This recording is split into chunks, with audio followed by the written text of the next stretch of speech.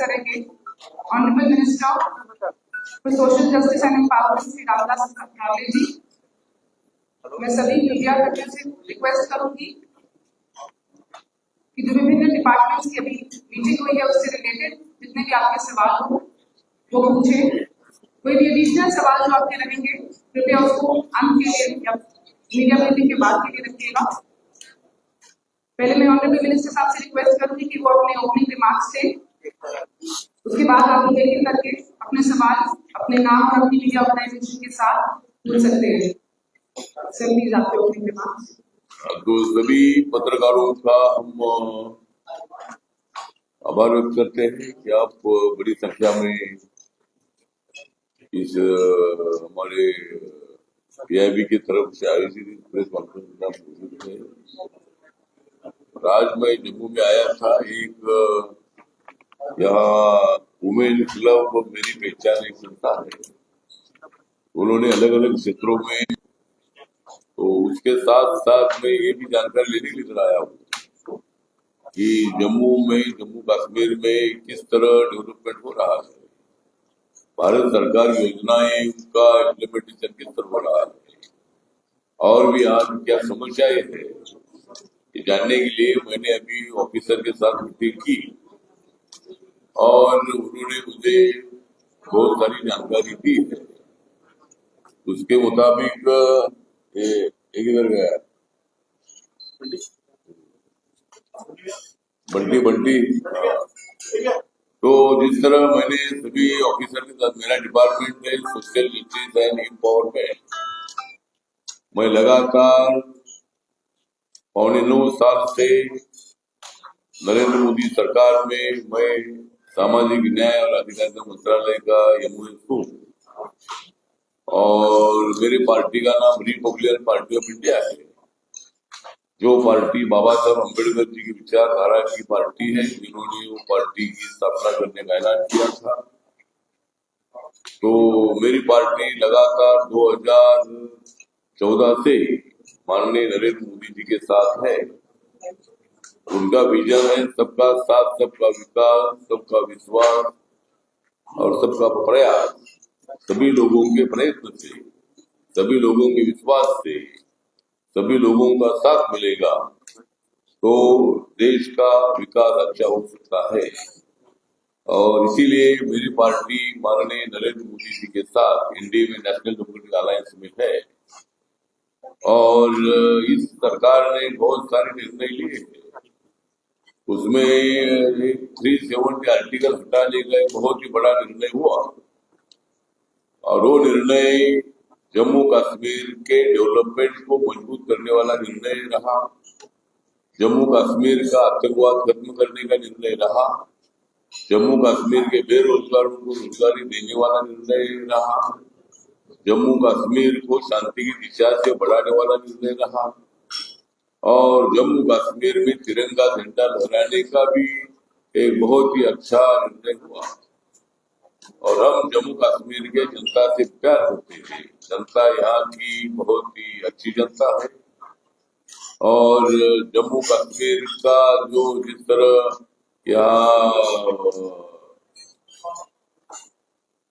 अभी जब ये चुनाव भी हुआ तो दूसरे राज्यों की तुलना में यहाँ सबसे ज्यादा परसेंटेज किया। तो जम्मू कश्मीर में एक जमाना था कि वहाँ लोग डरते थे वोट देने जाने के लिए, लेकिन इस चुनाव में लोगों ने बहुत अच्छा वोट दिया। जरूर हमारी सरकार आई नहीं, लेकिन लोगों ने जिसको वोट देना है उनको वोट दिया। नेशनल कॉन्फ्रेंस और जो कांग्रेस का अलायंस था उनको लोगों ने सत्ता पर लाया है। लेकिन सरकार किसकी भी हो, हम जनता के साथ है, जनता का डेवलपमेंट करना हम चाहते हैं। और आप लोगों को जानकारी होगी कि अभी लोग यहाँ आने के लिए डरते नहीं। एक जमाना था कि यहाँ लोग आने के लिए डरते थे कश्मीर में, जम्मू में, लेकिन अब बिंदास लोग पूरे देश भर से, दुनिया भर से आते हैं। अभी तक के आंकड़े कम से कम 2,50,00,000 से ज्यादा टूरिस्ट जम्मू कश्मीर में आए हैं 370 हटाने के बाद। तो लोग आते 2 दिन 4 दिन रहते हैं और ये टूरिज्म पर ये हमारा इनकम है। टूरिज्म बढ़ेगा तो जम्मू कश्मीर का डेवलपमेंट अच्छा होगा। इसी तरह मतलब 370 आर्टिकल हटाने का बहुत अच्छा निर्णय हुआ। अभी यहाँ के लोगों की मांग है कि हमको राज्य का दर्जा देना चाहिए। जरूर अमित शाह साहब ने जब 370 आर्टिकल हटाने का निर्णय जब घोषित किया था लोकसभा में, तब उन्होंने अनाउंस किया था कि वक्त आने पर हम इनको स्टेट का दर्जा देंगे और जरूर बहुत ही जल्द जम्मू कश्मीर को स्टेट का दर्जा मिलेगा और यहाँ की हर समस्या हल करने की कोशिश हमारी होगी। इस तरह मेरे पास आंकड़े हैं कि प्रधानमंत्री जन धन योजना जो है ये 2014 में शुरू हुई और अभी तक कम से कम 54 करोड़ 84 लाख 90,000 54 करोड़ 84 लाख 90,000 इतने अकाउंट बैंक में खुले हैं। और जम्मू एंड कश्मीर का आंकड़ा देखा जाए तो 23 लाख 6,000 इतने अकाउंट जम्मू कश्मीर में खुले। प्रधानमंत्री मुद्रा योजना 2015 में शुरू हुई थी और अभी तक 51 करोड़ 90 लाख 43,000 51 करोड़ 90 लाख 43,000 इतने लोगों को लोन मिला है। उन्होंने अपना छोटा मोटा धंधा शुरू किया है और उसमें जम्मू कश्मीर के आंकड़े मेरे पास है 20,97,000 इतने लोगों को जम्मू कश्मीर में लोन मिला है। प्रधानमंत्री उज्ज्वला योजना जो है तो गैस सिलेंडर देने वाली योजना है गरीबों को और ये योजना 2016 में शुरू हुई और अभी तक 10 करोड़ 33 लाख इतने गैस कनेक्शन पूरे देश भर में अलर्ट हुए हैं और उसमें जम्मू कश्मीर का आंकड़ा है 12,07,000 इतने लोगों को गैस कनेक्शन मिले हैं। जिस तरह प्रधानमंत्री आवास योजना अर्बन की है तो यहाँ पूरे देश भर में 90,56,000 इतने लोगों को मिले हैं और जम्मू कश्मीर में 30,000 इतने लोगों को मकान इस योजना के मिले हैं। और इसी तरह मतलब यहाँ एक उजाला योजना है। उजाला योजना है इसमें 36 करोड़ 87 लाख 1,000 होते हैं। ये गाँव में देने का एक स्कीम है उजाला योजना और देश भर में 36 करोड़ 87 लाख इतने लोगों को ऋण वर्ष मिले हैं गाँव में। और जम्मू कश्मीर का विचार करते तो 84 लाख 86,000 इतने लोगों को ये मतलब ऐसे गाँव में ऐसे वर्ग मिले हैं।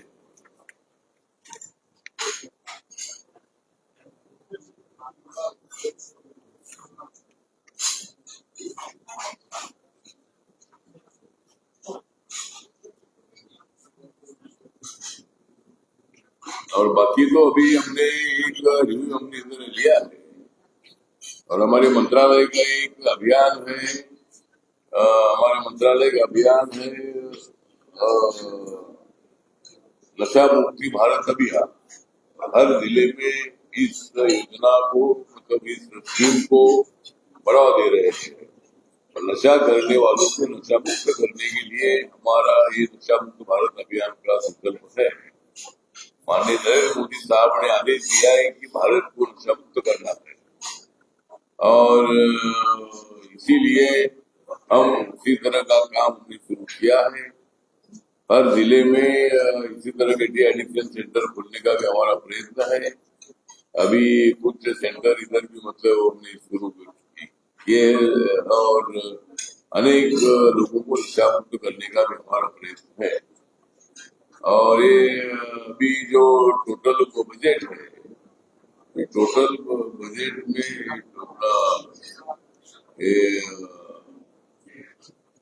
ये कम से कम जम्मू कश्मीर के लिए 42,277.74. 42,277.74 करोड़, 179 करोड़। इतने पैसे मतलब जीएसटी सेक्टर के लिए दिए। और जो कैपिटल प्रोजेक्ट है, उस कैपिटल प्रोजेक्ट के लिए कम से कम 101.77 करोड़ इतने पैसे भारत सरकार ने दिए हैं। और जो जे.एंड.के का जो पुलिस बजट है, पुलिस बजट के लिए कम से कम 9,325.73 करोड़ इतना एलोकेशन पुलिस फोर्स के लिए इतना किया है। और 8,897.72 करोड़ इतना जो पैसा है, इतना सैलरीज एंड ऑपरेशन के लिए दे दिया है। और इक्विपमेंट के लिए, इक्विपमेंट और बिल्डिंग के लिए कम से कम 428.1 करोड़ इतना मतलब मदद इस बजट में किया है।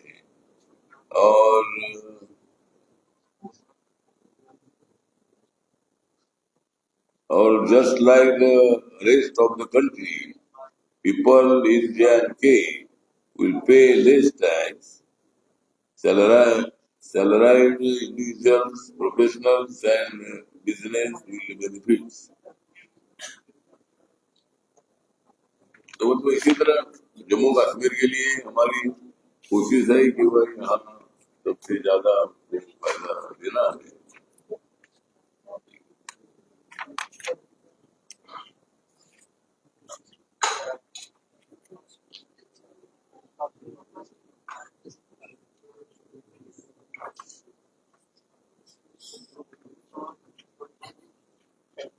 और एक customized credit card with 5 lakh limit for registered micro enterprises, ये भी निर्णय लिया है।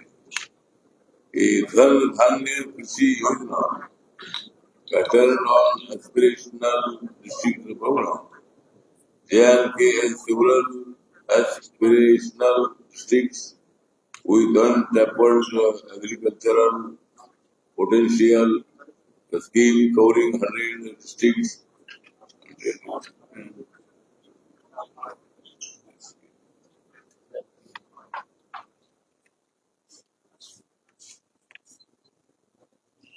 मतलब अलग अलग स्कीम के लिए हमने मैक्सिमम पैसा देने का निर्णय सरकार ने ले लिया है।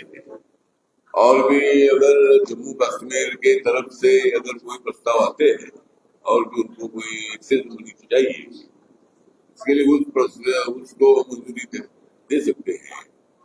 मेरे मंत्रालय के पास अभी हॉस्टल के बारे में चर्चा हुई, तो कई हॉस्टल, कुछ हॉस्टल इधर है, लेकिन जम्मू एक सेंट्रल प्लेस है। और यहाँ कितने जिले आते हैं? 10 जिले आते हैं। तो 10 जिले का एक इम्पोर्टेंट सेंटर है, तो यहाँ एक बड़ा हॉस्टल होना चाहिए। मैंने अधिकारियों को बोला है कि भाई यहाँ 250 लड़कियां और 250 बच्चों का एक हायर एजुकेशन वालों के लिए हॉस्टल हो। तो ऐसा प्रस्ताव अगर हमारे पास भेजते हैं तो उसे जरूर मंजूरी देने का प्रयत्न हमारा मंत्रालय करेगा। दूसरा, जो हमारे दिव्यांगजन है, कम से कम 80,000 है जम्मू में 80,000 दिव्यांगजनों की संख्या है। और दिव्यांगजनों के लिए मतलब एडीप कैंप के माध्यम से मदद करते हैं। आज तक हमने कम से कम 1200 से ज्यादा कैंप हमने लिए ऑल इंडिया में, और कम से कम 40 लाख से ज्यादा लोगों को, दिव्यांगजनों को हमने साहित्य पर बांटा है। ऐसा यहाँ भी ऐसे एडीप कैंप हुए हैं और हजारों दिव्यांगजनों को मदद करने का प्रयत्न हुआ है। उसी तरह हमारा मंत्रालय का एक विषय है कि जो सीनियर सिटीजन है उनके लिए वही योजना है, और वही योजना के माध्यम से 7,000 रुपए का जो एक साइट होता है, टिकट होता है, वो उनको देने का भी हमारा कार्यक्रम है। उसी तरह मतलब हमारा मंत्रालय काम करता है। मेरा मंत्रालय शेड्यूल कास्ट का पॉपुलेशन यहाँ 7.5% है। ऑल इंडिया में 11 की जनगणना के मुताबिक शेड्यूल कास्ट 16.6% है और ट्राइबल का पॉपुलेशन 8.4% है। दोनों मिलाकर देश भर में 25% SC/ST है। लेकिन यहाँ जम्मू में 7.5% जो पॉपुलेशन है शेड्यूल कास्ट का है। और उसी तरह हमारी योजनाओं में काम करते रहे।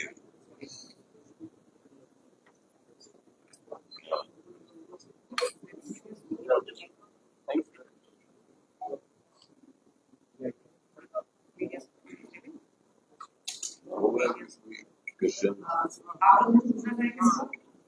सर आपने जो स्टेट की बात स्टेट को बता दी तो कश्मीर में स्टेट को की रेस्ट्रिक्शन और ये जो रियासत का दर्जा है ये तकरीबन सभी पार्टी मांग कर रही है। तो क्योंकि आप सेंटर में हैं और आप एनडीए का हिस्सा है, क्या आप इस पर कोई अपनी तरफ से बात करेंगे सेंटर में? क्योंकि अब 4.5 महीने से लगातार डिमांड जो है तब तक गवर्नमेंट नहीं आई है, रियासत का दर्जा दरमियान बहाल हो रहा है क्योंकि उससे क्या है कि ड्यूअल पावर सिस्टम की वजह से बहुत सारी चीजें कंफ्यूजन है। तो क्योंकि आपने पहले अपने ओपनिंग में बात की कहा कि अब से होना चाहिए, तो सर आप अपनी तरफ से क्या आगे बढ़ेंगे?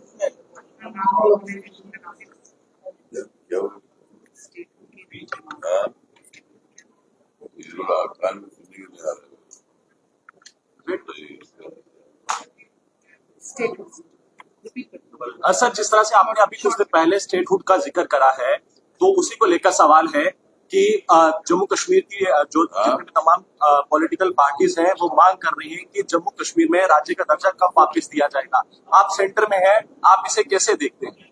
पॉलिटिकल पार्टी तमाम जम्मू कश्मीर स्टेटहुड के लिए जम्मू कश्मीर को स्टेटहुड वापस दिलाने के लिए उसके बारे में क्या राय है? ये सवाल है समीर जी का।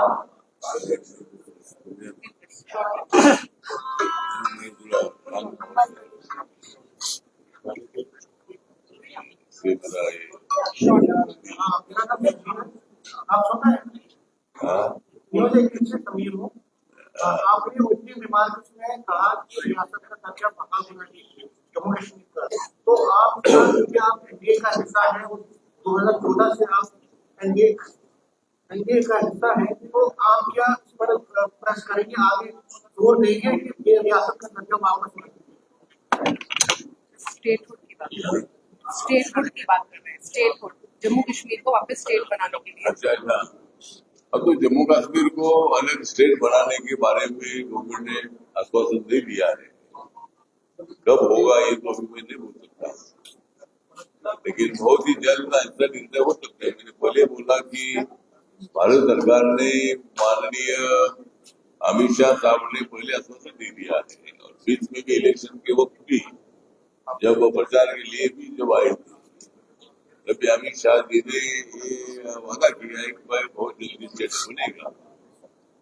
जरूर जम्मू कश्मीर के लोगों की इच्छा है कि भाई अलग स्टेट बनना चाहिए, स्टेट बनना चाहिए, उसके मुताबिक स्टेट बनेगा। सर सवाल ये है कि आपने कहा कि आपकी जो पार्टी है वो बाबा साहब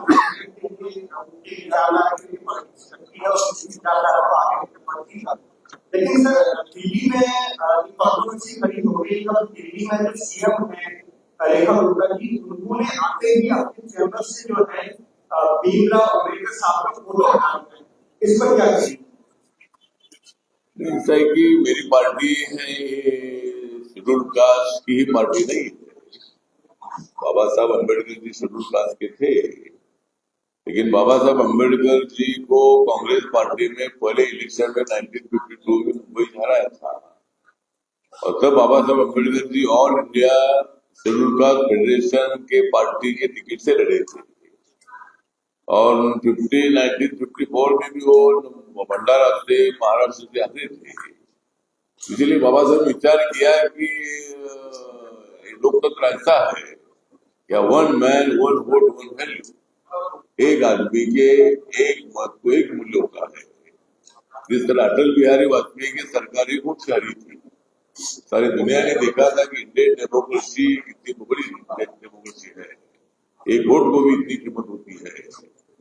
इसलिए बाबा साहब ने विचार किया कि अगर मैं शेड्यूल कास्ट के नाम पर पार्टी चलाता रहूंगा तो मैं चुन कर आता नहीं तो मेरे लोग कैसे चुन कर आएंगे। इसलिए रिपब्लिकन पार्टी की संकल्पना उन्होंने सामने रखी, लेकिन बाबा साहब के मृत्यु के बाद डेट के बाद एक पार्टी की स्थापना हुई है 3 अक्टूबर 1957 को, और ये पार्टी सब जाति की पार्टी बनाने का बाबा साहब का संकल्प था।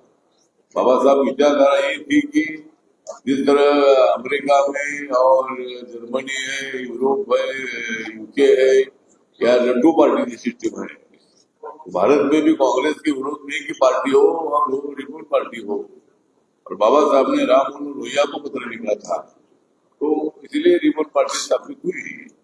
रिपब्लिकन पार्टी बाबा साहब अम्बेडकर की विचारधारा की पार्टी है, लेकिन हम एनडीए में इसलिए है कि मोदी जी का सबका साथ सबका विकास का नारा है और विचारधारा में कोई मतभेद हो सकते हैं, लेकिन आपको मालूम है कि अटल बिहारी वाजपेयी के टाइम पर एनडीए में जॉर्ज फर्नांडिस थे जो सोशल नेता थे, और जॉर्ज फर्नांडिस थे, नीतीश कुमार थे, शरद यादव थे, ममता बनर्जी थी, नवीन पटनायक थे, करुणानिधि थे, ऐसे कई लीडर एक साथ आकर उन्होंने एनडीए को बनाई थी।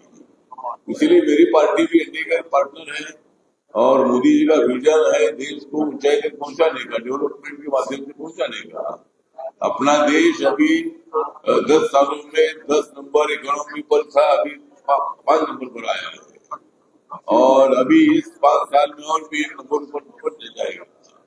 इसी तरह मतलब कम से कम 25 करोड़ लोग हैं गरीबी रेखा के ऊपर आए हैं।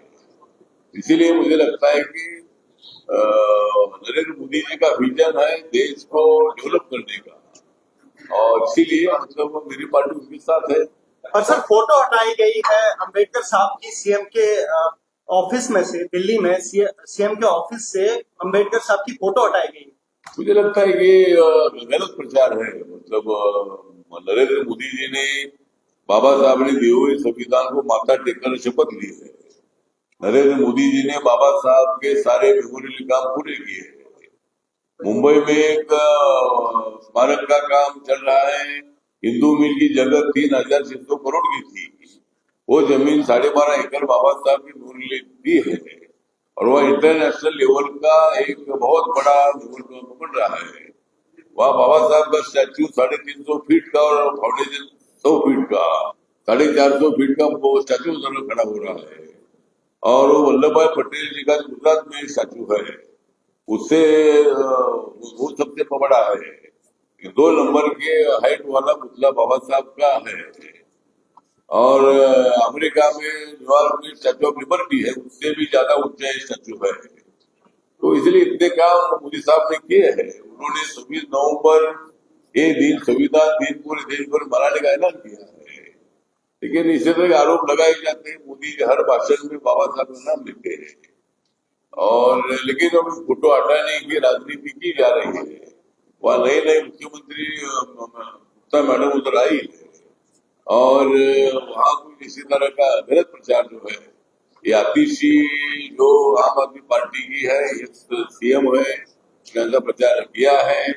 जिस कांग्रेस पार्टी ने बाबा साहब का प्रतिमा सेंट्रल हॉल में नहीं लगाया था, जिस कांग्रेस पार्टी ने बाबा साहब को भारत रत्न नहीं दिया था, तो मुझे लगता है कि उसी कांग्रेस पार्टी के साथ केजरीवाल भी रहे लोकसभा के चुनाव में, तो वो कोई हटाने की गलत प्रचार है। सीएम के ऑफिस में बाबा साहब का फोटो रहेगा, जहाँ भी सीएम होते हैं वहाँ बाबा साहब का प्रतिमा होता है और वो वहाँ भी रहेगा।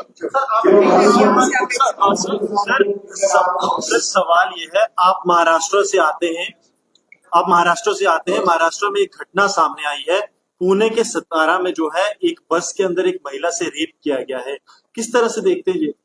अब तो मुझे लगता है कि पुणे में जिस तरह बस में एक रेप का इंसिडेंट हुआ है, स्वारगेट बस स्टेशन है पुणे में, वहाँ बस में इसी तरह का एक हादसा हुआ है। इससे हमें बहुत बड़ी इसमें ये घटना बहुत बड़ी गंभीर है और माननीय मुख्यमंत्री देवेंद्र फडणवीस जी ने आदेश दिया है इसकी पूरी जांच करने की और जो भी आरोपी है उसको फांसी की सजा मिलनी चाहिए, ये लोगों की मांग है।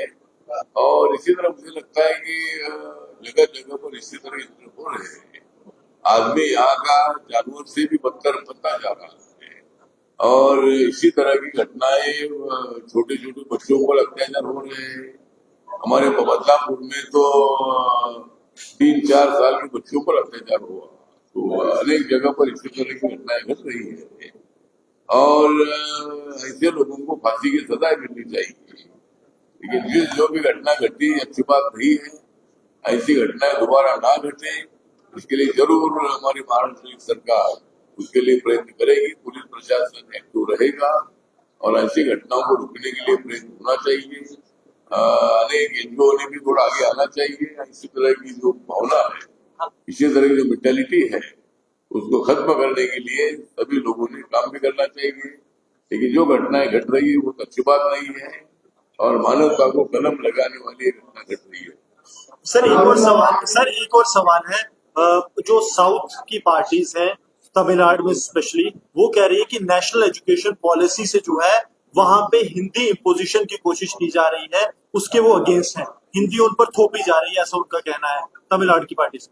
मुझे लगता है कि अपना देश ऐसा है कि बहुभाषिक देश है, बहुधर्मी देश है, बहुजातीय देश है और यहाँ बाबा साहब अम्बेडकर जी ने उसके बावजूद भी संविधान सभा ने और उसमें संविधान में बाबा साहब का सबसे बड़ा रोल है। तो इस संविधान ने सबको जोड़ने का काम किया है और इसके लिए भाषा अपनी राष्ट्रीय कुछ होनी चाहिए। तो 18-19 भाषा का अपना देश है, इसीलिए हिंदी भाषा बोलने वाले ज्यादा लोग नॉर्थ में रहे और महाराष्ट्र में गुजरात में भी हिंदी बोलने वाले लोग हैं। इसीलिए इसको राष्ट्रभाषा का दर्जा हिंदी को देने का निर्णय हुआ है। मुझे लगता है कि तमिलनाडु में इस तरह का विरोध होना ठीक नहीं है। तमिल में पढ़ाई हो तो हर जगह पर अपने अपनी लैंग्वेज में पढ़ाई होती है। हमारे महाराष्ट्र में मराठी में पढ़ाई होती है, इंग्लिश मीडियम में भी स्कूल होते हैं, हिंदी मीडियम में भी स्कूल होते हैं। उसी तरह मुझे लगता है कि तमिलनाडु में इसी तरह का निर्णय लेना ठीक नहीं है। आपको हिंदी सीखनी चाहिए और लेकिन तमिल का हम आदर करते हैं और राज्य में तमिल भाषा ही आपकी है, तो इसीलिए मुझे लगता है कि हिंदी का विरोध करना ठीक नहीं है और हिंदी राष्ट्रभाषा ही और दूसरी कोई राष्ट्रभाषा नहीं हो सकती है। सबसे ज्यादा हिंदी बोलने वाले लोगों की संख्या देश भर में है। 140 करोड़ में से कम 100 करोड़ लोग हिंदी जानते हैं और इसीलिए हिंदी भाषा को ही राष्ट्रभाषा का दर्जा होना चाहिए। तो तमिलनाडु में हिंदी का जो विरोध हो रहा है अच्छी बात नहीं है, उन्होंने ऐसा विरोध नहीं करना चाहिए। Thank you. आपने कब स्टेटमेंट दिया है बोलो। आपने कब स्टेटमेंट दिया है कि राहुल गांधी और उद्धव ठाकरे को हिंदू वोटर से अपनी अपील की है कि उनको बाइकआउट किया जाना चाहिए क्योंकि वो महाकुंभ में नहीं गए? आपने जो स्टेटमेंट दिया, आप वो लोग पूछते हैं कि बहुत सारे लोग कहते हैं तो सभी को बाइकआउट करना चाहिए। मैं इसी के साथ एक छोटा सा सवाल होता है कि जो महाकुंभ है ये 144 साल के बाद ये महाकुंभ मतलब प्रयागराज में हो रहा है। तो हिंदू समाज के जो लोग हैं, देश में रहने वाले और पूरी दुनिया में रहने वाले लोग बड़ी संख्या में आए। 60 करोड़ से ज्यादा लोगों ने वहाँ गए और वो श्रद्धालु थे और उन्होंने वहां आने का काम किया है। लेकिन राहुल गांधी जी नहीं गए। राहुल गांधी जी के मन में क्या है मुझे मालूम नहीं है। राहुल गांधी हिंदू है क्या नहीं मुझे मालूम नहीं है। मुझे मालूम हिंदू है लेकिन वो खुद को क्या समझ रहे मुझे मालूम नहीं है। राहुल गांधी ने कुंभ में जाना चाहिए था। कुंभ नरेंद्र मोदी जी का नहीं था, एक कुंभ योगी जी का नहीं था, एक कुंभ था तब हिंदू समाज का कुंभ था। वहाँ राहुल गांधी ने जाकर डुबकी मारनी चाहिए थी। डुबकी मार के आते थे तो भविष्य में उनको फायदा हो सकता था, लेकिन राहुल गांधी वहां गए नहीं इसीलिए राहुल गांधी हिंदू विरोधी है, ये मेरा राहुल गांधी पर आरोप है।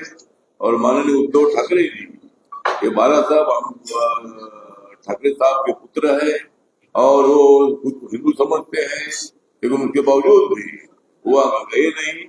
ये एक बहुत बड़ी गंभीर बात है। इसीलिए जनता ने इनको सबक सिखाया है। लोकसभा के चुनाव में, विधानसभा के चुनाव में महाराष्ट्र में हमने 288 सीटों में से 237 सीटें हमने जीत ली है। और जो महाविकास आघाड़ी थी, जो वहाँ की जो इंडिया आघाड़ी थी, उसको पूरा मतलब सत्यानाश करने का उन्होंने किया है। और इसीलिए उद्धव ठाकरे बहुत नाराज है, उनको 20 सीटों पर समाधान मानना पड़ा।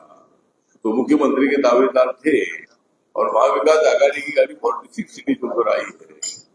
तो मुझे लगता है कि उद्धव ठाकरे जी ने अपनी राजनीति सफल बनाने के लिए वहां जाकर डुबकी मार के आना चाहिए था, लेकिन उसको लगा कि अगर मैं वहां जाऊंगा, मैं डुबकी लगाने के लिए जाऊंगा तो मुझे कोई डुबा देगी, ऐसा डर उनको लगा होगा। राहुल गांधी को भी ऐसा डर लगा होगा, ऐसा मुझे लगता है। तो उन्होंने जाना चाहिए था, इसीलिए ये दोनों हिंदू विरोधी है, ऐसा मेरा उनके ऊपर आरोप है।